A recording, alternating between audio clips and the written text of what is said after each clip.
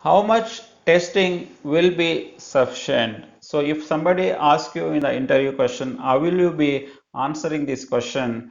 There is no straightforward answer for this kind of question, because again it depends on various factors when somebody talks about how much testing will really required, because we cannot do infinite testing because the resources are limited. The resources can be your infrastructure, resources can be human resources, or it could be any other things. So these are all limited in resources.